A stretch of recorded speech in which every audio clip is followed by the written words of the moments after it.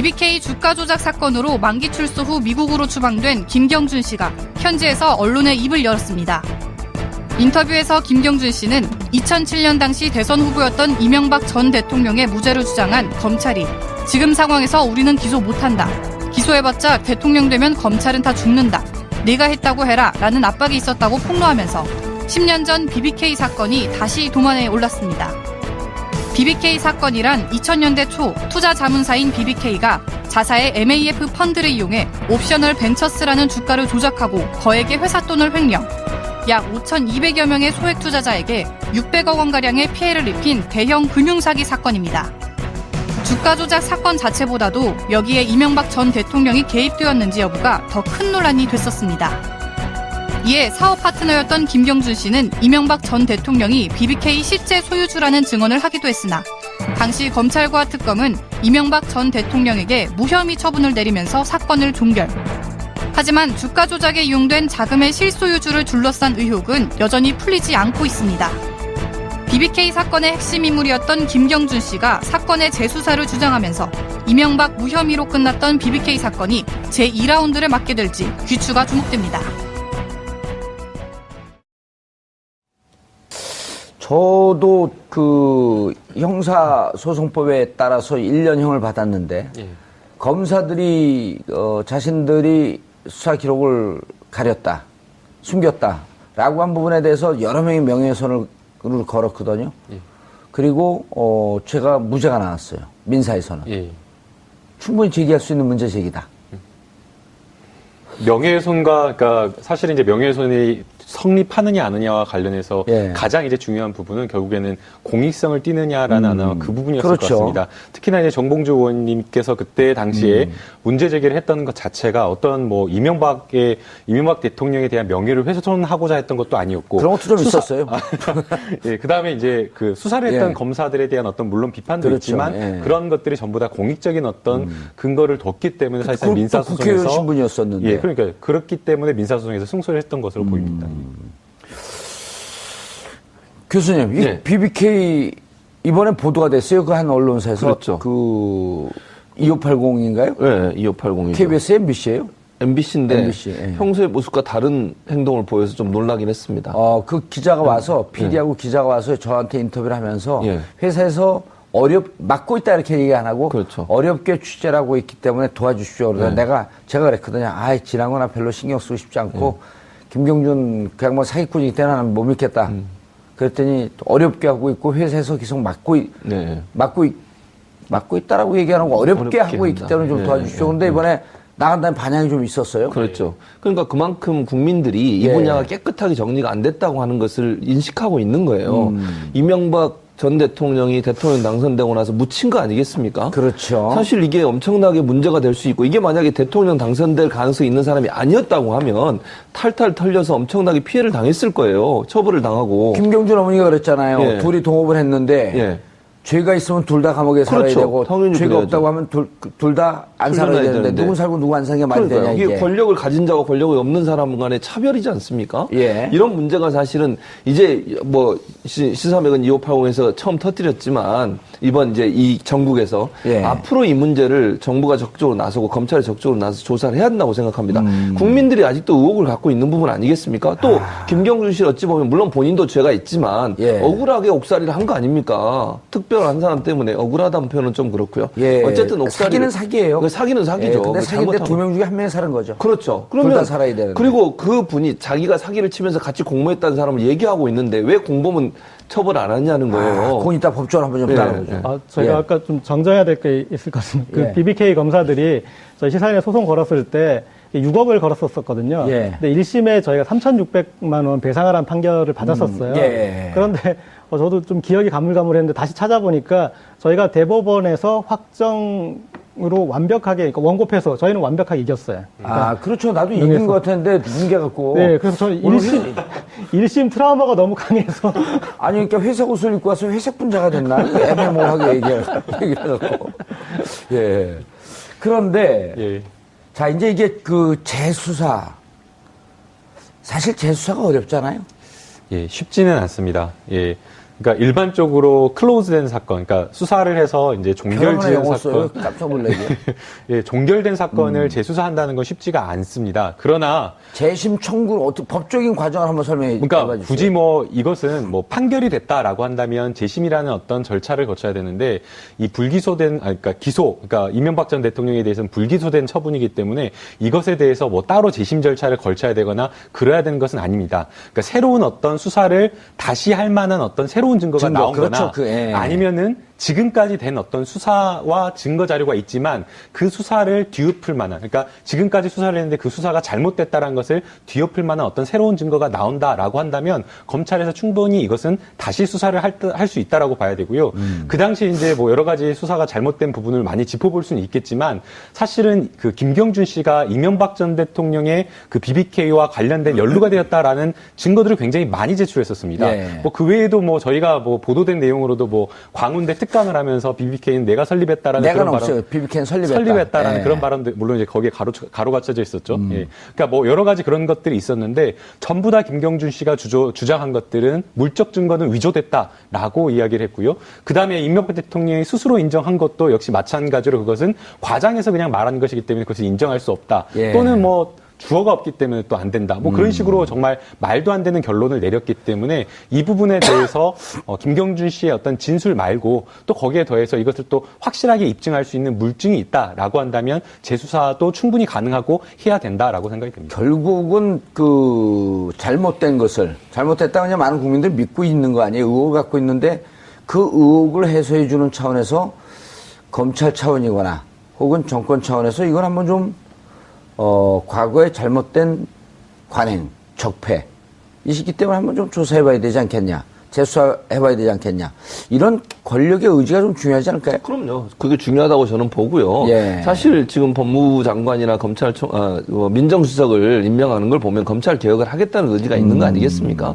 사실 이렇게 덮은 데는 검찰도 일정 부분 책임이 있는 거 아닙니까? 그 검찰에 대해서 잘못된 부분들을 바로 잡고 또 그 뒤에 그분들이 여러 가지 조사를 해보면 승승장구하며 나가셨어요. 그 조사를 했던 검사들께서 그렇다면 그것도 사실은 잘못된 거죠. 어느 한 사건에 대해서 권력을 갖고 또 권력을 앞으로 갖게 될 것이라는 예상되는 사람에 대해서 편의를 봐주거나 아니면 제대로 조사를 안 했다고 하면 그 자체가 아주 큰 문제죠. 우리 사회의 정의가 다 없어진 거 아니겠습니까? 나라를 나라답게 만들겠다고 촛불을 들었고 그 촛불 혁명으로 당선된 대통령께서 이 부분을 그냥 넘어가시면 안 되는 것이고 적폐청산이라는 문제뿐만 아니라 국민들이 의혹을 갖고 있는 부분들을 명확하게 밝힐 필요가 있다는 생각이 듭니다. 그러니까요. 이게 법적으로는 고재열 기자님, 법적으로는 저도 이제 몇몇 변호사들, 몇몇 의원들이 말씀을 하시길래 법적으로는 이게 새로운 증거가 나와야지 재심 청구할 수 있다. 그리고 사안을 좀 뒤집을 만한. 검찰이 정치적으로 수사했기 때문에 재수사해라라고 하는 건 대단히 좀 곤란하다는 게 이제 많은 법조인들의 견해인데, 일단 사람들이 다 복잡하게 생각하는데 간단하게 좀 정리를 좀 해주시죠. BBK 사건이 어떤 사건이었는지. 그럼 BBK 사건 이제 간단하게 정리 전에 김경준 씨가 이제 만기 출소해서 나갈 때 재미있는 말을 했어요. 그러니까 I'll be back 비슷한 어떤 얘기를 했었냐면 미국으로 돌아가면 진상 규명을 위해 나설 것이다. 그리고 적절한 타이밍에 언론사와 인터뷰도 하겠다. 그런 얘기를 했었어요. 그러니까 김경준 씨 입장에서는 박근혜 정부 안에서는 좀 어렵겠다라고 봤던 거죠. 그러니까 정권 교체가 될 때까지 기다렸던 것이고, 그리고 지금 이제 추방된 상태이기 때문에 국내에 돌아올 수 없지만 법무부 장관이 필요로 하면은 입국도 가능합니다. 그러니까 만약에 그리고 인터뷰를 할 때 보면은 당시 법원은 이명박 전 대통령과 BBK가 연관됐는지 여부에 대해서 판단을 한 적이 없다. 그 부분을 강조했어요. 그래서 이제 아마 그건 예고겠죠. 그러니까 이만큼 BBK에 관계된 게 있다. 근데 그 새로운 증거가 몇 년 동안 이제 묵혀놨던, 그리고 본인만 가지고 있던 그런 부분을 제시하면은 이제 그런 기소 프로세스를 이제 갈 수 있는 이제 그 부분이고요. 그러니까 BBK 사건을 이제 간단하게 정리하면은, 이 김경준 씨하고 이명박 전 대통령이 LK이뱅크라는 지주회사격의 회사를 만들고 여러 BBK 등 몇 가지 그런 이제 자회사들을 만들어서 그 중에 BBK가 옵셔널 벤처스라는 주가 조작 사건에 연루돼가지고 김경준 씨가 그걸 처벌을 받았는데 이명박 전 대통령이 내가 저 사람하고 사업을 할 때 K뱅크는 같이 했지만 이쪽 BBK 쪽은 나는 모르고 나는 저거에 관여한 적도 없고 저것과는 모른다 이렇게 선떼기를 했던 간단하게 얘기하면 이제 그런 사건인데 저희가 그리고 뭐 익히 다른 국민들도 뭐 아시고 계시겠지만은 그런 이제 구조와는 별개로 사실상 BBK에도 이명박 전 대통령이 관여했다라는 게 여러 증거로 추정할 수 있고 그리고 사실상의 뭐 LK이뱅크니 BBK니 당시 몇 개 회사들이 같은 사무실에서 같은 인원들이 같은 역할을 했던 거의 동일한 회사로 봐도 무방하다. 뭐 이런 걸로. 핵심이 이제 BBK가 이 주가 조작하는데 사용됐던 그 수백억의 돈 중에 가장 크게 투자가 된 게 다스라고 하는 회사란 말이에요. 근데 다스는 이명박의 형, 그다음에 이명박의 처남이 명의상 소유로 되어 있지만 실질적으로는 현대에다가 현대자동차에다 시트를 납품하는 이명박 대통령의 실소주인 회사다라고 이렇게 알고 있단 말이에요. 그렇죠. 그리고 나중에 이제 그 돈이 들어간 거에 대해서 이명박 전 대통령은 뭐 이렇게 돈이 투자되는지도 몰랐다라고 이제 그런 식으로 하는데 사실 상식적으로도 말이 안 되지 않습니까? 형이 동생이 이제 관여하는 회사에 투자하면 당연히 동생하고 상의라는 게 우리 어떤 상식인데 어쨌든 뭐 그런 것들. 그 다음에 나중에 이제 그 뒤에 이 돈에 대한 부분이 나타날 때 이제 실소유주가 누군가 유추할 수 있을 때 부분이 이제 이게 사기 사건이다 됐을 때 그럼 사기가 됐으면 얼른 소송을 걸어서 자기 돈을 빼와내야 되잖아요. 그 시점이 다스가 상당히 늦습니다. 그러니까 나중에 그냥 명분상 이건 소송을 걸었다라고 볼 수 있는 이제 그런 시점이고, 그러니까 여러 가지 정황에서 이것은 이제 사실상 이명박 전 대통령의 돈이다라고 볼 수 있는 부분들이 있는 거죠. BBK에 이제 다스에서 투자되는 돈이 190억. 근데 190억이 투자되기 전에 도곡동 땅을 매각한 돈이 약 190억 정도가 다스로 들어갔다가 그게 이제 BBK로 투자가 된단 말이에요. 그럼 도곡동 땅의 실소유주가 누구냐 하는데 검찰이 조사를 하고 제3자 소유다. 명의는 형과 그 처남 명의로 돼 있는 거거든요. 그 형 명의로 돼 있죠. 근데 형 명의는 아니고 제3자 소유다. 그리고 검찰이 오히려 의혹만 키워나요. 그리고 1995년도에 당시 한나라당에서 이 땅은 이명박 그 후보의 땅이어서 이 땅 문제 때문에 공천받는데 문제가 있다고 세계일보가 보도를 한단 말이에요. 그리고 국세청에 있던 안홍구 국장은 그 내부 국세청 자료 중에 도곡동 땅은 이명박 땅이라고 하는 메모를 보았다. 이렇게 다 덮여버린 거예요. 그래갖고 이명박 실소유 땅이면 다스로 들어갔다 이게 BBK로 들어가면 결국 BBK는 이명박이 투자한 거 아니냐 이런 논리였거든요. 그렇죠. 그러니까요. 이제 사실은 거기에 허점이 하나가 있습니다. 물론 제가 이것을 지적하고자 하는 것은 아닌데요.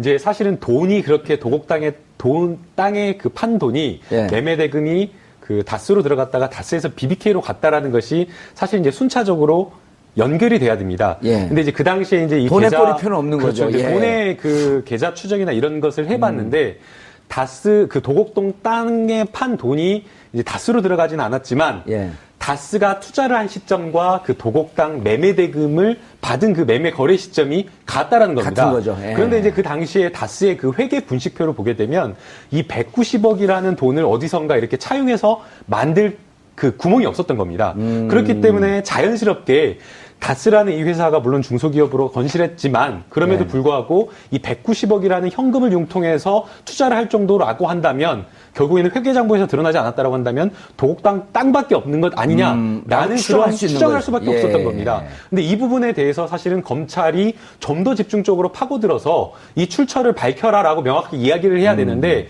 이 부분에 대해서 다스는 뭐 유동화 자금을 어떻게 해가지고 마련했다라는 그 다스의 그냥 해명을 그대로 믿어버리고 추가적인 수사를 하지 않았던 것이죠. 단기 순이익이 연 순이익이 20억도 안 되는 회사였었거든요. 근데 190억을 투자를 해요. 그러니까요. 그건 상식적으로 이해가 안 되는 거죠. 그다음에 이제 또 이상한 점이 있습니다. 아까 이제 고재열 기자님께서 이 다스가 BBK 이게 사기 사건이면 당장의 투자금을 돌려달라고 해야 됩니다. 그래서 실제로 다른 어떤 BBK 투자를 했던 투자자들은 다 다 바로 즉각적으로 투자 소송을 제기하거나 사기 고소를 하거나 해가지고 투자금을 다 돌려받았습니다. 그런데 이제 다스만 굉장히 뒤늦게 미국에서 소송을 제기를 했는데요. 1심에서 사실은 또 그게 패소를 했습니다. 그래서 140억 원을 돌려줄 필요가 없다라고 그렇게 1심 판결이 나왔는데 이제 50억 이제 미리 돌려주고 그러면은 BBK 김경준 씨 입장에서는 140억을 돌려줄 필요가 없었는데도 불구하고 140억을 돌려줍니다. 감옥 살면서. 예, 감옥에 살면서. 스미스에 있는 비밀 계좌 있어요. 비밀 계좌로. 그 이상한 거죠. 예. 근데 그 당시에 또 김경준 씨 같은 경우에는 사실 그 옵셔널 벤처스의 손해배상 청구 소송을 당한 상황이었기 때문에 명백하게 손해배상 청구 소송에서 인정이 되는 이 옵셔널 벤처스는 그냥 놔둬버리고 배상을 안 해버리고 이쪽에만 그 사실 투자금을 준 겁니다. 예. 그리고 이제 그 과정에서 이렇게 하면 이렇게 돼. 내가 김경준이면 예를 들어서 여기 그 다스예요. 이명박 회사. 여기 다스. 예, 여기 다스. 네. 여기다가는 돈을 줄 필요가 없다고 미국에서 판결한 거예요. 그리고 이제 저쪽에는 사람들이 많이 모여있는 손해 본 사람들. 거기다 돈을 주라고 판결을 내렸거든요. 300억인가를. 그렇죠. 근데 저기다 안 주고 돈을 줄 필요가 없다는 여기다가 140억을 줘버리는 거야. 감옥 살면서. 그러니까. 스위스에 있는 돈을 털어갖고. 그러니까 이해가 안 되는 거죠. 또 한 가지는 이 김경준 씨 증언이 뭐냐면 자기를 감옥에 있는데도 계속 괴롭혔다는 거예요. 여러 가지 방법으로. 그러니까 돈을 안 주면 안 되도록 만드는. 아주 집요하게 사실은 이명박 전 대통령 측근들이 계속 김경준에게 압력을 가해서 돈을 낼 수밖에 없는 상황까지 몰고 갔다는 거죠. 근데 이제 저는 거기서 김경준 씨 얘기를 안 믿는 게 140억을 돌려주면서 자기가 지킬 게 있었던 거죠. 그렇죠. 왜냐면 300억으로 추정이 됐거든요. 140억 주고 자기는 140억 먹고 또 미국에 숨겨져 있는 재산이 많다는 소문이 있었어요. 그러니까 이명박 측에서 그거 안 건드릴 터이니 추정컨대 안 건드릴 터이니 우리 140억 줘라. 그 김경준이 그 재산을 지키기 위해서 줬을 것이다라고 하는 게 미국에 있는 메리리 변호사의 증언이에요. 그러니까 결국 김경준 씨도 사기꾼인가요? 그런데 둘 다 나쁜 사람이죠. 근데 이제 문제는 뭐냐면 둘 다 나쁜 사람인데 왜 한 사람은 처벌을 받고 그러니까 그게 문제예요. 왜 한 사람은 처벌을 안 받냐는 거예요. 그게 사실은 국민들의 분노를 일으키는 거 아니겠습니까? 그러니까 둘 다 처벌을 받았으면 뭐 문제가 없는 건데 어떤 한 사람은 그것 때문에 처벌을 받는 어떤 한 사람은 그것 때문에 처벌을 안 받고 승승장구하고 있다는 게 국민들한테는 분노를 일으키는 요소입니다. 그리고 대통령은 경호원 쓰지도 않는데 그 전직 대통령은 경호원을 엄청나게 쓰고 다니고 있고. 그러니까요. 경호처 축소했지 않습니까, 지금. 문재인 대통령 같은 경우에. 근데 전직 대통령은 그 경호원을 많이 쓰면서 돌아다닐 이유가 있죠. 뭐, 불안하신가요? 뭐, 이제 사실은 이제 BBK. 아니, 요즘 AI 조류 인플루엔자 때문에. 닭이 아니군요, 거기는. 헷갈렸어요. 사실 이제 그 이명박 그 전 대통령이 BBK 주가 조작에 개입을 했느냐 개입하지 않았느냐 여러 가지 증거들이 있었습니다. 근데 그 중에 이제 단적으로 BBK에서 옵셔널 벤처스를 통해서 주가 조작을 했을 때에 사용한 계좌가 두 개였는데 하나는 BBK 회사의 계좌였고요. 또 하나는 LKE 뱅크 지주회사 그룹의 그 계좌 두 개를 사용했던 겁니다. 그렇다고 한다면 우리가 흔히 생각했을 때 주가 조작이라는 것은 굉장히 오랜 시간 동안 엄청난 금원이 투자가 돼서 주가를 띄우는 겁니다. 그렇기 때문에 이 LKE 뱅크의 계좌에 들락날락 돈이 왔다 갔다 하는 겁니다. 그렇다고 한다면 그 LKE의 회장을 맡았던 이명박 전 대통령이 과연 이 주가 조작을 몰랐을 것이냐. 그렇죠. 왜냐하면 어떤 계좌에 회사 계좌에 돈이 이렇게 큰 돈이 왔다 갔다 하면 이거 뭐냐 라고 물어보는 게 당연할 것이고 그렇다고 한다면 이 부분에 대해서 인지를 충분히 했을 가능성이 높은데도 불구하고 검찰에서는 이 부분에 대해서 모른다라는 이명박 전 대통령의 말을 그냥 그대로 믿어줬다는 진짜 것이죠. 제가 잘 안 알려진 얘기 하나 물어볼까요? 여기에 투자한 심택이라는 회사가 있어요. 50억을 투자했거든요. 그 심택이 BBK에 투자를 했거든요. 그럼 BBK 투자를 하는데 주가 조작 사건으로 막 문제가 돼. 그럼 심택은 어디에다가 돈을 돌려달라고 요청을 해야 되죠? BBK에다고 해야 되는데요. BBK에다가 해야 되는데 실은 가압류는 이명박 재산에 그렇죠. 걸어요. 네, 맞습니다. 근데 재산에 가압류 거니까 법원에서 반려를 합니다. 그러면서 물어봐요. 소명을 하라 그래. 심택 이명박과 BBK가 어떠한 연관이 있어서 이명박 재산에 가압류를 거는지 소명하라. 그러고 나서 며칠 있다가 소명이 됐나 봐요. 심택이 이명박 재산에 가압류를 건 걸 받아줍니다. 법원에서. 그래서 이때 이 가압류를 받아준 판사가 제가 이 문제 제기할 때 의정부 법원에 있어요. 그 우리 보좌관이 찾아갖고 그때 무슨 사유를 제출했습니까? 그 사유 제출한 거 서류를 좀 보십시오. 그랬더니 다 오래 지나갔고 서류가 없어졌습니다. 그 기억나는 대로 얘기해 주십시오. 그러니까 기억나지 않습니다. 이명박과 BBK가 이명박이 BBK 실질 소유임을 심택이 무슨 확인서나 이런 등등으로 입증을 했던 거예요. 그런 것이죠. 그런 걸 검찰에 찾았어야 되는 거죠. 그러니까요. 왜냐하면 그거는 소송 기록이 그 판사님께서 없다라고 했는데 그럴 리가 없습니다. 국가기록원 가면 있죠. 소송 기록이 전부 다 법원에 보관되어 있기 때문에 지금도 있을까요? 지금은 너무 오래돼서 아마 폐기가 됐을 가능성이 있는데요. 아니 슬라이드 필름으로. 그러니까 만약 그 소송이 제기됐던 때가 몇 년도인가요? 소송이 제기된 게 아니고 가압류가 제기됐던. 그 2002년 요 무렵이죠. 2001년, 2002년. 어려울 것 같습니다. 요즘에 이제 대부분 다 민사소송이 다 전자로 되어 있기 때문에 파일로 보관이 되어 있는데 그 당시 2002년도는 전자소송이 안 돼 있을 때라서 기록이 지금 보관은 안 돼 있을 것 같습니다. 예, 가처분 신청 사건에 대해서 좀 말씀을 드리면 물론 이제 본안 소송에서 승소하는 것과는 훨씬 더 낮은 정도의 그냥 소명만 하면 되지만 입증 정도까지는 필요 없지만 적어도 그럴 개연성이 있다라는 정도까지는 입증이 돼야 됩니다. 그런데 가처분 신청을 한 번 했는데 판사가 이거 안 된다라고 반려를 하고 그 다음에 다시 이거를 신청 사건을 받는다라고 한다면 처음에 봤을 때보다는 조금 더 꼼꼼하게 볼 수밖에 없는 상황이었을 겁니다.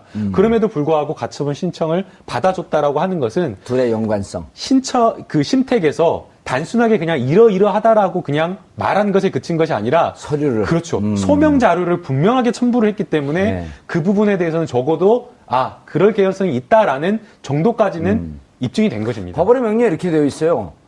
둘의 관계를 소명하시오. 이렇게 되어 있어요. 명령문이. 그렇게 되잖아요. 그럴 수밖에 없는 거죠. 왜냐하면 재산에 가압류를 한다라고 한다면 채무자 재산에 가압류를 해야 되기 때문에 그 부분에 대해서 이 압류를 당하는 이명박 대통령과의 관계를 설명할 수밖에 없는 거죠. 아니 내가 느닷없이 최진봉 교수님 집에 가갖고 재산을 가압류하면 법원에 쏠 거 아니에요. 무슨 근거로 가압류 겁니까?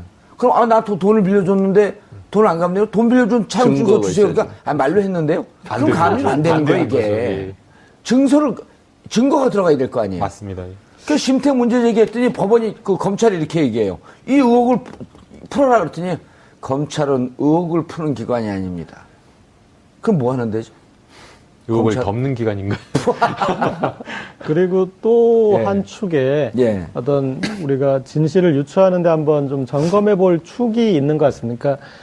우리가 이제 검찰을 중심으로 지금까지 살폈지만 또 한 축, 돈을 중심으로 보자면 대한민국에서 돈의 이런 흐름으로 이 사태를 가장 잘 파악하고 있을 곳이 아마 기관으로 따지자면 어디라고 생각하시나요? 금감원일까요? 국세청. 국세청이죠. 그래서 안원구 국장 얘기도 나온 거군요. 네, 그리고 국세청에 이명박 대통령 당선 무렵에 아마 정두원 전 의원으로부터 얘기를 혹시 들었던 적 있으실 것 같은데 그쪽에서 이제 그런 그 관련 이런 부분에 대해서 국세청에서 어느 정도 파악이 상당하게 돼 있었던 것 같습니다. 그 자료가 그리고 이제 정두원 전 의원을 통해서 그때 당시에 사실상의 2인자였고 인수위까지 그 과정에서는 선거 캠프에서 실무를 총괄했던 그렇죠. 신봉이라는 그래서 정두원 의원한테 보고됐다라고 하는 얘기가 있었는데 그렇죠. 그리고 이게 정두원 전 의원이 실각하는 결정적인 계기가 됩니다. 그래요? 그거 한번 물어봐야겠는데 우리 방송에 나오는데 인수위를 지날 무렵 갑자기 그때부터 이상득 전 의원이 부각되고 정두원 전 의원은 어느 순간 3일 만에 인수위 들어가서 3일 만에 나오는데 자기는 형하고 싸우기에 버거워서 나왔다 이렇게 얘기를 하거든요. 근데 제가 이제 들은 바에 의하면 이명박 전 대통령에게 불려가서 몇 시간 동안 박살이 나고 너가 왜 국세청으로 그 보고를 받냐? 그 자료를 왜 네가 들여다봤냐? 그러니까 영린을 건드린 거죠. 아마 다음에 한번 확인해 보시면 내일이에요, 내일. 그 부분 물어보시고 거기에서 요즘 이제 영화 배우로 데뷔했는데 가수를 넘어서 영화 배우 정도원 씨에게 물어볼게요. 많이 기억이 나네요. 그렇죠. 왜 그 자료를 들여다봤냐? 왜 네가 무슨 자격으로 그걸 보고받냐? 그렇죠. 이러면서 혼나고 그리고 그 뒤에 권력으로부터 영원히 이상득 씨가 치고 올라오니까 나오는. 그리고 심지어 정두원 전 의원과 친했다는 이유만으로 모든 거기에 캠프에 주요한 역할을 했던 사람들이 다 밀려납니다. 정택은. 그 둘이 우리 거기 나와요. 보수의 품격이라고. 보수의 품격. 보수 이름 잘 만들죠. 네, 제가 품격을 만들었어요. 좋아하시는군요. 품격. 예. 품격 시대에서 보수의 품격. 아마 그런데 그 부분들은 이걸 다시 꺼내려고 하면은 예. 조금 부담스럽기는 할 겁니다. 그러니까 제가 물어보면 또 부담스러워할 것 같아요. 더 부담스러워. 예. 근데 저는 이거 별로 이거 관심 없어요, BBK. 용서해 주신 겁니까? 아니, 이게 그 재밌는 게 늘, 그러니까 이렇게 막 LK 이런 얘기하면 사람들이 재미없어요. 네, 그렇죠. 김경주 씨가 다스로부터 투자 받는 과정도요. 그렇죠. 처음에 30억인가 받거든요. 근데 가갖고 가자마자 김경주 씨가 가니까 투자 약정서를 딱 그 다스에서 내놔요. 그거 사인하고 30분 만에 30억인가 50억을 다스에 놓아요. 아니, 저 BBK에. 이렇게. 그 나중에 이제 조사할 때 그 BBK 그 다스의 사장더러 평상시에 김경준 씨를 본 적이 있느냐 하니까 오늘 처음 봤습니다. 그거 어떻게 투자하냐 그래서 와갖고 투자하러서 투자했습니다. 그 지나가던 청년이 좋은 아이템입니다. 투자했죠. 그러니까 여기 있습니다. 30억 빵 투자하는 거예요. 그 누군가로부터 이 전화를 받고 그렇죠. 누가 투자하라고 그러지 않았을 거 아니냐. 그렇죠.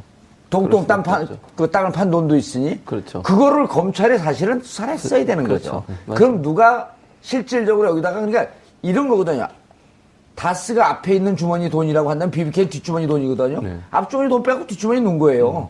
자기가 자기 돈 빼고 놓은 거거든요. 그렇죠. 그럼 그 자기는 누구냐는 거예요. 이명박 사람이냐 동물이냐. 사람이죠. 아, 그래요? 동물이라고 얘기하면 안 돼. 사람이죠. 사람이죠. 사람이고 네. 그것도 중요한 직책을 맡았던 분이시죠. 예. 그러니까 본인이 그걸 예를 들면 이명박 전 대통령이 그걸 지시하거나 얘기하지 않았다고 하면 그 많은 돈을 어떻게 처음 만난 사람한테 투자를 합니까? 그건 예. 불가능한 일입니다. 아니 몇 천만 원 투자하는 것도 엄청나게 고민해서 투자를 하지. 그렇게 뭐 30억을 투자하는데 그냥 처음 만난 사람한테 그렇게 투자할 수는 없는 거예요. 그건 예. 뭔가 소유주가 3천만 원은커녕이요. 우리 예. 술 먹다가 예. 최 교수님 예. 10,000원만 줘보세요. 그러면 왜요? 아, 10,000원 내가 지금 못 쓸 때 있어. 아, 얘기를 하세요. 어디다 쓰려고. 10,000원 주는 것도 꼬치꼬치 캐물어요. 저는 그냥 드릴 수 있는데 예. 어쨌든 이제 아, 저는 못 줘요. 왜냐면 그렇습니까? 10,000원짜리가 없어서. 아, 예, 알겠습니다. 그래서 그런 정황으로 본다고 하면 그 예. 많은 돈을 그렇게 줬다고 하면 지금 말씀하신 것처럼 결국 같은 소유주 안에서 운영이 됐었고 예. 또 소유주 입장에서 자기가 지시하는 것을 그대로 그 사람은 따라서 했을 가능성이 있다고 보는 것이고 그게 이제 풀리지 않는 의문인데 결국 그러니까요. 검찰이 그걸 제대로 풀지 못한 것이 사실은 문제라고 보는 거죠. 고재열 기자님, 또 우리가 옛날 얘기인데 재밌네. 왜 남의 얘기처럼 얘기하세요? 아니, 재밌는 게, 네. 김경준 씨가 참 착한 사기꾼인 게, 미국에 도망가면서 이명박 씨와 관련이 있었던 투자자들 돈은 다 돌려줍니다. 대부분 다 돌려주고, 개미 투자자들 돈만 갖고 튀어요. 이 이명박 대통령 근처에 있는 분들은 참 착한 분들이기 때문에 돈을 막 돌려줘. 5억, 10억. 예, 예. 개미 투자자들 것만 한 500원인가 600억을 갖고 튀는 거 아니에요? 네. 그것도 설명이 안 되는 거 아니에요? 뭐 나중에 이제 그래서 이 마지막 퍼즐을 예. 이렇게 풀어서 그리고 마지막에 140억 돌려준 것까지 해서 이제 큰 그림들이 완성되겠죠. 그런데 제가 느낀 건 어쨌든 그런 이제 돈의 흐름에서는 그렇게 해서 이제 대부분 정돈이 됐지 않습니까? 그런데 이분이 정돈이 됐어요? 정돈이 됐는데 이분이 이제 지금 정권이 바뀔 때까지 기다려서 지금 거의 언론에 이제 어떤 신호탄을 울리고 점점 이제 프로세스를 밟아갈 것 같은데 거기에서 어떤 이 이명박 전 대통령에 대한 어떤 자신의 그런 억울한 것은 한번 좀 풀어보려고 하는 것 같습니다. 이 정도 봤을 때는 아주 김경준 씨가 적극적인 좀 의지가 있다고 봐야 될 그런데 것 같습니다. 이번에 이제 PD들 얘기를 전원에 따르면 무척 두려워한다 그래요, 여전히. 그리고 10년 징역을 살았으니까. 네. 두려워하고, 이런 거에 대한 감은 좀 없다 그러더라고요. 전임 정권과 문재인 정권으로 지금 바뀌었는데, 예. 바뀌었으면 여전히 검찰을 두려워한답니다. 네. 바뀌어서 이제 들어왔고 정확하게 얘기할 수 있습니다. 그런데 두 가지. 검찰도 두렵고 대한민국 정치인을 믿고 싶지 않다. 예. 그런데 저는 조금 좀 다르게 보는 게 예. 우리가 이 민주주의 학교가 있고 그리고 또 오리지널 학교가 있지 않습니까? 학교에 갔다 오는. 예. 학교에 지금 9년 가까이 가서 공부 많이 하셨잖아요. 그러니까 대한민국 사회를 충분히 접하고 갔고 그다음에 이분이 나가는 과정에서도 박범계 의원이 이렇게 코디네이팅도 해주고 그랬지 않습니까? 그렇죠. 그러니까 정치인 지금 들었다고 그랬지만은 그런 지금 관련해서 정치인과 또 상의도 하고 있고 그리고 감옥에 있는 동안 대한민국 사회가 어떻게 굴러가는지도 아하. 충분히 봤기 때문에 저는 좀 그렇죠. 이명박 박근혜 정권을 거치면서 또 촛불도 봤을 거란 말이에요. 네. 그리고 정권을 바꾸는 국민들의 힘도 보았고 박범계 의원은 재심 꼭 해야 되겠다 라고 얘기를 해요. 박범계 의원을 믿을 수 있나요?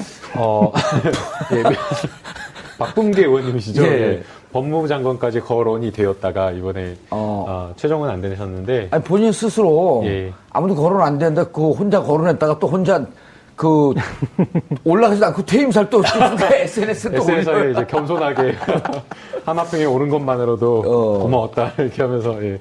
근데 이제 사실은 이게 검찰에 이것을 재수사하라라고 하기에는 쉽지는 않을 것으로 보입니다. 예. 그렇기 때문에 방법을 조금 바꿔서 예. 오히려 정치권에서 국회 차원에서 이 부분에 대한 조사를 조금 해보는 것이 어떨까라는 생각이 듭니다. 특히나 이제 김경준 씨의 도움이 필요한데 김경준 씨 같은 경우에 지금 하는 어떤 행동이나 이런 것을 보게 되면 진실을 밝히겠다는 불과 이제 10년이나 지난 어떤 그런 상황임에도 불구하고 진실을 밝히겠다는 의지가 있어 보입니다. 예. 마지막에 이제 강제 출국 당하면서 국회에서 청문회를 하면 나와서 증인으로 출석해서 진술을 하겠다라고 이야기를 했고요.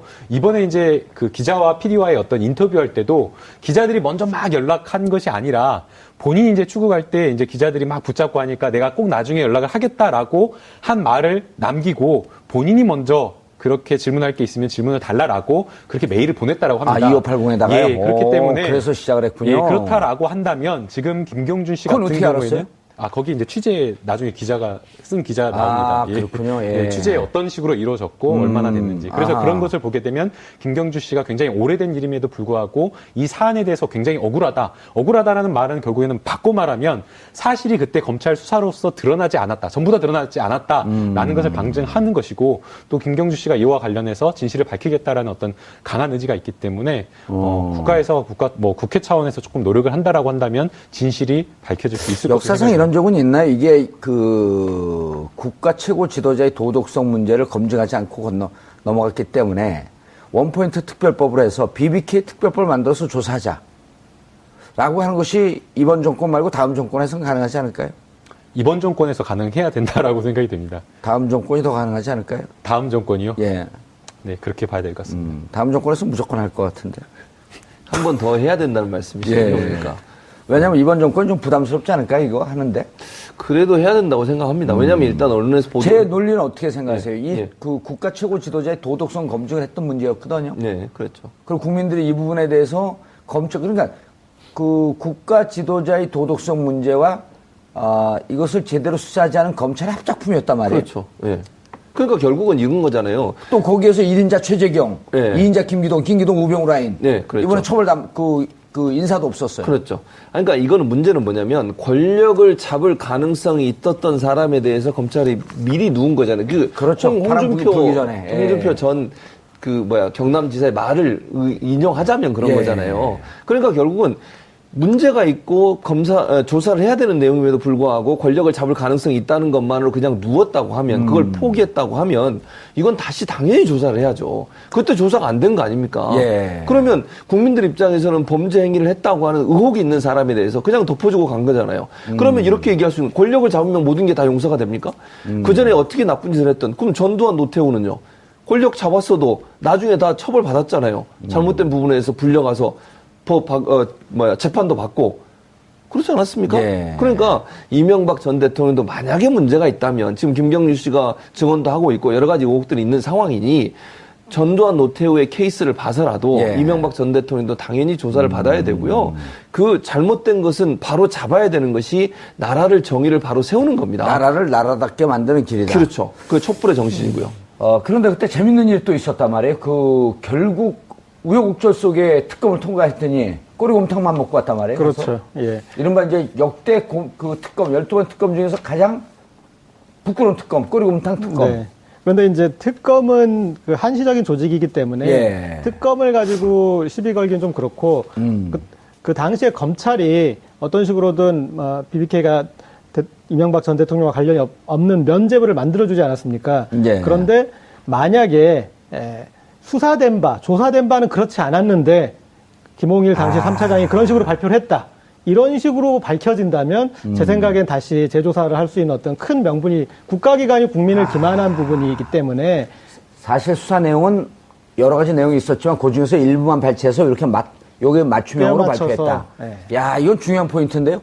근데 아마 그렇게 하진 않았을 것으로 생각이 됩니다. 보통의 이제 검찰에서 내부적으로 어떤 수사에 대한 결과를 만들 때에 외형적으로, 형식적으로는 전부 다 이러이러한 맞춰놓고. 그렇죠. 이러이러한 증거를 이렇게 판단한다, 이렇게 판단한다 그래가지고 종합적으로 봤을 때 이것은 혐의가 없다라는 결론으로 갈 수밖에 아마 그렇게 없게 만들었을 것으로 생각이 됩니다. 전문적으로 말아먹을 때도 아주 체계적이고 치밀하게 말아먹는다. 예. 대충 말아먹었다 체한다. 그렇습니다. 예.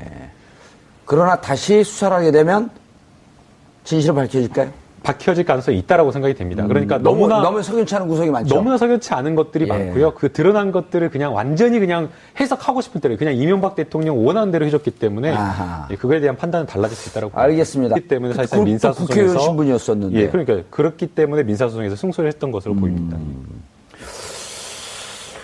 교수님, 이 BBK 이번에 보도가 됐어요. 그 한 언론사에서 그렇죠. 그 2580인가요? 네, 2580이죠. KBS, MBC예요? MBC인데 MBC, 평소의 모습과 다른 행동을 보여서 좀 놀라긴 했습니다. 그 기자가 와서 PD하고 기자가 와서 저한테 인터뷰를 하면서 회사에서 맡고 있다 이렇게 얘기 안 하고 그렇죠. 어렵게 취재를 하고 있기 때문에 도와주십시오. 그러다 제가 그랬거든요. 지난 거나 별로 신경 쓰고 싶지 않고 김경준 그 양반 사기꾼이기 때문에 나는 못 믿겠다. 그랬더니 어렵게 하고 있고 회사에서 계속 맡고 있다라고 얘기 안 하고 어렵게 하고 있기 때문에 좀 도와주십시오. 그런데 이번에 나간 다음에 반향이 좀 있었어요. 그렇죠. 그러니까 그만큼 국민들이 이 분야가 깨끗하게 정리가 안 됐다고 하는 것을 인식하고 있는 거예요. 이명박 전 대통령이 대통령 당선되고 나서 묻힌 거 아니겠습니까? 그렇죠. 사실 이게 엄청나게 문제가 될 수 있고 이게 만약에 대통령 당선될 가능성이 있는 사람이 아니었다고 하면 탈탈 털려서 엄청나게 피해를 당했을 거예요. 처벌을 당하고. 김경준 어머니가 그랬잖아요. 둘이 동업을 했는데 죄가 있으면 둘 다 감옥에 살아야 되고 죄가 없다고 하면 둘 다 안 살아야 되는데 누군 살고 누구 안 사는 게 말이 되냐 이게. 권력을 가진 자와 권력이 없는 사람 간의 차별이지 않습니까? 이런 문제가 사실은 이제 뭐 시사맥은 2580에서 처음 터뜨렸지만 이번 이제 이 전국에서 앞으로 이 문제를 정부가 적극적으로 나서고 검찰이 적극적으로 나서서 조사를 해야 한다고 생각합니다. 국민들이 아직도 의혹을 갖고 있는 부분 아니겠습니까? 또 김경준 씨 어찌 보면 물론 본인도 죄가 있지만 억울하게 옥살이를 한 거 아닙니까? 특별한 사람 때문에 억울하다는 표현은 좀 그렇고요. 어쨌든 옥살이는 사기예요. 사기는 사기죠. 근데 사기인데 2명 중에 1명이 사는 거죠. 그렇죠. 그러면 둘 다 살아야 되는데. 그리고 그 분이 자기가 사기를 치면서 같이 공모했다는 사람을 얘기하고 있는데 왜 공범은 처벌 안 하냐는 거예요. 그건 이따 법적으로 한번 좀 따라보죠. 저희가 아까 좀 정정해야 될 게 있을 것 같습니다. 그 BBK 검사들이 저희 시사인에 소송 걸었을 때 6억을 걸었었거든요. 근데 1심에 저희가 3,600만 원 배상하라는 판결을 받았었어요. 그런데 저도 좀 기억이 가물가물했는데 다시 찾아보니까 저희가 대법원에서 확정으로 완벽하게, 그러니까 원고패소, 저희는 완벽하게. 그거에 잘못된 관행, 적폐. 이 시기 때문에 한번 좀 조사해봐야 되지 않겠냐. 재수사해봐야 되지 않겠냐. 이런 권력의 의지가 좀 중요하지 않을까요? 그럼요. 그게 중요하다고 저는 보고요. 사실 지금 법무부 장관이나 검찰총, 민정수석을 임명하는 걸 보면 검찰 개혁을 하겠다는 의지가 있는 거 아니겠습니까? 사실 이렇게 덮은 데는 검찰도 일정 부분 책임이 있는 거 아닙니까? 그 검찰에 대해서 잘못된 부분들을 바로 잡고 또 그 뒤에 그분들이 여러 가지 조사를 해보면 승승장구하며 나가셨어요. 그 조사를 했던 검사들께서 그렇다면 그것도 사실은 잘못된 거죠. 어느 한 사건에 대해서 권력을 갖고 또 권력을 앞으로 갖게 될 것이라는 예상되는 사람에 대해서 편의를 봐주거나 아니면 제대로 조사를 안 했다고 하면 그 자체가 아주 큰 문제죠. 우리 사회의 정의가 다 없어진 거 아니겠습니까? 나라를 나라답게 만들겠다고 촛불을 들었고 그 촛불 혁명으로 당선된 대통령께서 이 부분을 그냥 넘어가시면 안 되는 것이고 적폐청산이라는 문제뿐만 아니라 국민들이 의혹을 갖고 있는 부분들을 명확하게 밝힐 필요가 있다는 생각이 듭니다. 그러니까요. 이게 법적으로는 고재혁 기자님, 법적으로는 저도 이제 몇몇 변호사들, 몇몇 의원들이 말씀을 하시길래 법적으로는 이게 새로운 증거가 나와야지 재심 청구할 수 있다. 그리고 사안을 좀 뒤집을 만한. 검찰이 정치적으로 수사했기 때문에 재수사해라라고 하는 건 대단히 좀 곤란하다는 게 이제 많은 법조인들의 견해인데, 일단 사람들이 다 복잡하게 생각하는데 간단하게 좀 정리를 좀 해주시죠. BBK 사건이 어떤 사건이었는지. 그럼 BBK 사건 이제 간단하게 정리 전에 김경준 씨가 이제 만기 출소해서 나갈 때 재미있는 말을 했어요. 그러니까 I'll be back 비슷한 어떤 얘기를 했었냐면 미국으로 돌아가면 진상 규명을 위해 나설 것이다. 그리고 적절한 타이밍에 언론사와 인터뷰도 하겠다.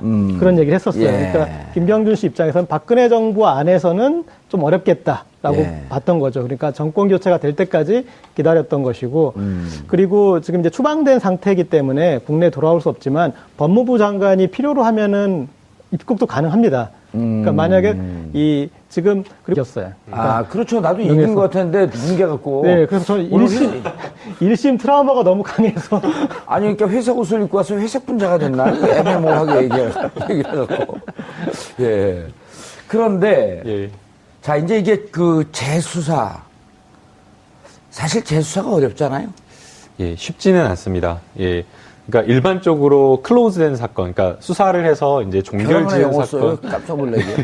예, 종결된 사건을 재수사한다는 건 쉽지가 않습니다. 그러나 재심 청구 어떻게 법적인 과정을 한번 설명해 주세요. 그러니까 굳이 이것은 판결이 됐다라고 한다면 재심이라는 어떤 절차를 거쳐야 되는데 이 불기소된 그러니까 이명박 전 대통령에 대해서는 불기소된 처분이기 때문에 이것에 대해서 따로 재심 절차를 걸쳐야 되거나 그래야 되는 것은 아닙니다. 그러니까 새로운 어떤 수사를 다시 할 만한 어떤 새로운 증거가 나온거나 그렇죠. 아니면은 지금까지 된 어떤 수사와 증거 자료가 있지만 그 수사를 뒤엎을 만한, 그러니까 지금까지 수사를 했는데 그 수사가 잘못됐다는 것을 뒤엎을 만한 어떤 새로운 증거가 나온다라고 한다면 검찰에서 충분히 이것은 다시 수사를 할 수 있다라고 봐야 되고요.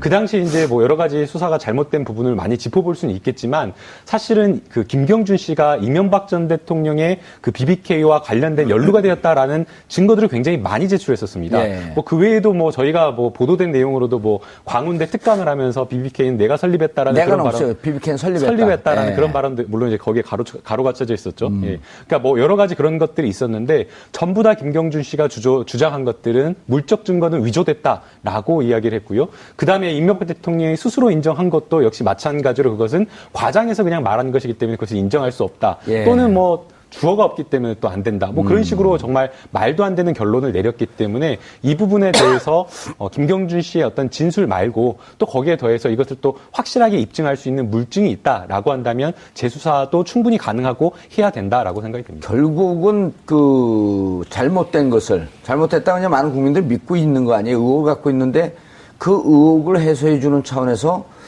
검찰 차원이거나 혹은 정권 차원에서 이건 한번 BBK 주가 조작 사건으로 만기 출소 후 미국으로 추방된 김경준 씨가 현지에서 언론에 입을 열었습니다.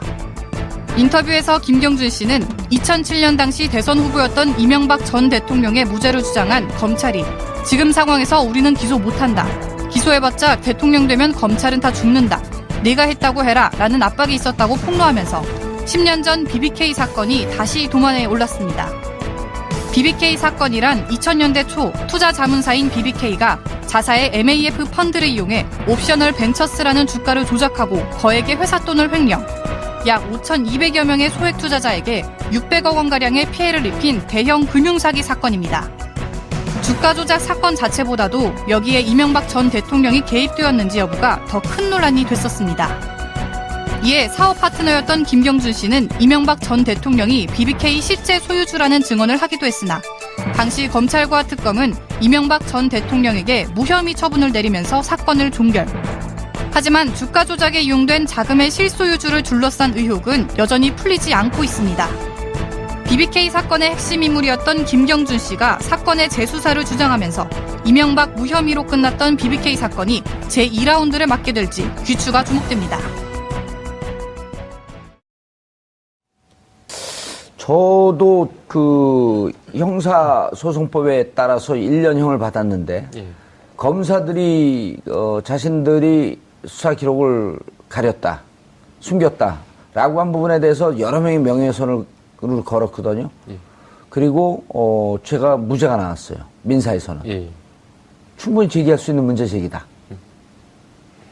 명예훼손과, 그러니까 사실은 이제 명예훼손이 성립하느냐 아느냐와 관련해서 예. 가장 이제 중요한 부분은 결국에는 공익성을 띠느냐라는 아마 그 부분이었을 그렇죠. 것 같습니다. 특히나 이제 정봉주 의원님께서 그때 당시에 문제 제기를 했던 것 자체가 어떤 뭐 이명박 대통령에 대한 명예를 훼손하고자 했던 것도 아니었고 그런 것도 좀 있었어요. 예, 그다음에 이제 그 수사를 했던 예. 검사들에 대한 어떤 물론 비판도 그렇죠. 있지만 예. 그런 것들이 전부 다 공익적인 어떤 근거를 뒀기 그리고 인터뷰를 할 때 보면은 당시 법원은 이명박 전 대통령과 BBK가 연관됐는지 여부에 대해서 판단을 한 적이 없다.